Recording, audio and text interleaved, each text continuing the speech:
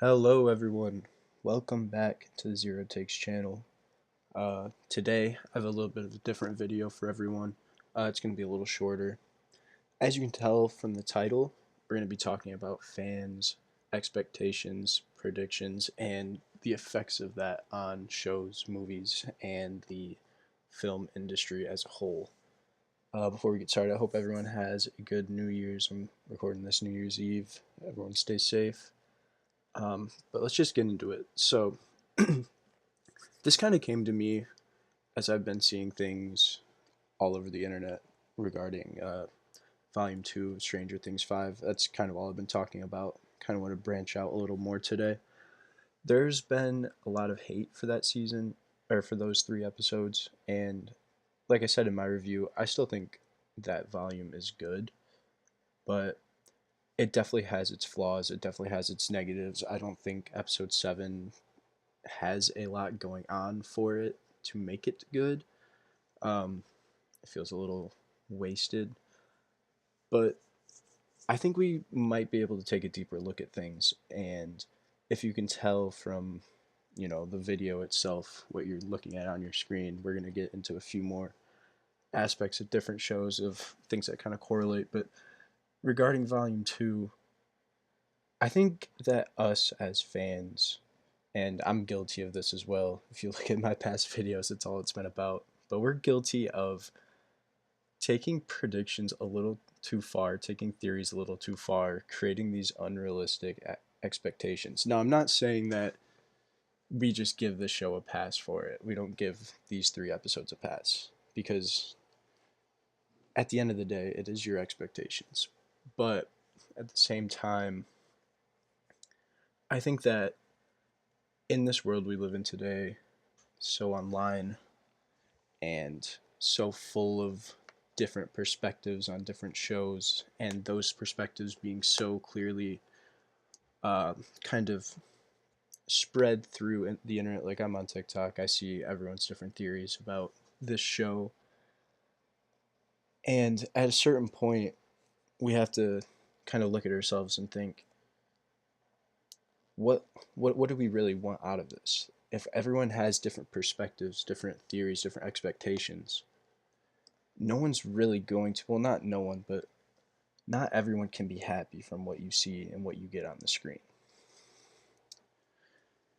And that kind of takes me into this whole thought of being a fan and what that means, and how you kind of can go about that. So you can like Stranger Things and not like these episodes. I think that's the vast majority of people.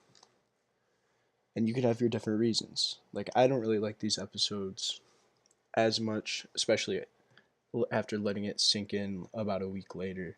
Definitely not sitting as well with me as the first day, second day that I watched them. You can like these or dislike these episodes for many reasons. Like, for me, I don't think they were necessarily shot that well. A lot of the stuff in the Upside Down is really not great. I think the dialogue really sucks. I think a lot of the writing in the last episode really sucked. But at the same time, I think that a lot of the discourse on the internet is, we don't like this because we are not seeing what we wanted to see. And I think that's kind of a big issue, because if every group gets what they want, we might end up seeing kind of this just fake show. Like, if every little pocket gets a little bit of something, I don't think that saves enough room for anything of meaning. Like, if they're just trying to do fan service in this final episode, in the finale that drops tonight as I'm recording this, I think that overall the fans are like, oh, we saw this, we like this, but they're not going to get a good episode in return. And it just kind of made me think. It reminded me so much, as you can see in this bottom right corner, of the whole Mephisto era of the MCU. So after Endgame, just to kind of recap it, they started releasing TV shows, movies, but it was kind of more specifically WandaVision related, but kind of falling from that, more like mystical MCU movies. And every single year with every single project that was being released, sorry, it was, when are we getting Mephisto? And as a younger viewer at that time, I looked at it and I was really hoping for it because it would have been really cool. And just to spoil, like, the Mephisto that we did get was pretty cool. But I think, to me, it was so underwhelming because we had been sitting there predicting and projecting and expecting to see him for 5 years before we ever did. So it kind of, like, it almost escaped the hype that was around it in the first part of this decade, like 2020, 2021. The Mephisto hype was through the roof. You do it in 2025, it kind of lost some of that hype. And at the same time, I also feel like it didn't fit. It just felt like, hey, they've been asking for this for 5 years. We gotta throw it in somewhere. So we just throw it in an Ironheart. And to me, I mean, Ironheart was fun. It definitely wasn't one of my favorites. I have a lot of issues with it. I have a fair few positives, but overall didn't really love that show. And I don't know, it just felt so underwhelming. And this is the point I'm trying to get at. Like, I am being the person or the people that I'm talking about. I shouldn't have kind of made those expectations so deeply, or made those predictions to have these big expectations for Mephisto when, he ultimately just appears in Ironheart for like 5 minutes. It's a thing that kind of all fans have to look at. And then I kind of want to segue into this top image you see of the Snyderverse. It's a little different from the Stranger Things Mephisto, like, theories and predictions. This is more getting into fans and what they want to see and how it can affect, like, the overall film industry that I'm a part of. I'm not tapped into a lot of different pieces. I'm more kind of nerd based here. But like, from what we see in the Snyderverse, or the Snyderverse fans, they will just kind of drag down. Now, I'm gonna say this right now. I'm not in love with the Snyderverse. I don't find much of it very enjoyable. There are some that I do enjoy. There are some good parts of it, but overall, I think it was kind of just mid. Um, but if we look at it and look at the damage that, like, dick riding fans of the Snyderverse have done to, the new DCU, and just review bombing and not getting what they want. Not to offend, but they're not getting what they want, so they're kind of throwing tantrums. Um, it's just so negative, and that's on us as fans. Like, we need to understand that, hey, this is over. Like, we missed, like, studios missed the mark. They missed the mark, and we as fans missed the mark. But to continue to just drag something that is so clearly dead is just so unnecessary, and it's just so dragged at this point. Getting back to kind of the Stranger Things aspect and where we started, I love making predictions. I love having expectations for shows. Those things are not bad, but I think after a certain point, when it becomes so, there has so much time behind the show, like Stranger Things had so much time behind it. The Mephisto thing was going on for years before we got it. That's when I start to think that the theories kind of shift expectations. Like, you can have early expectations, like, oh, I want him in the show. I want him in WandaVision when we're watching WandaVision for Mephisto, sorry.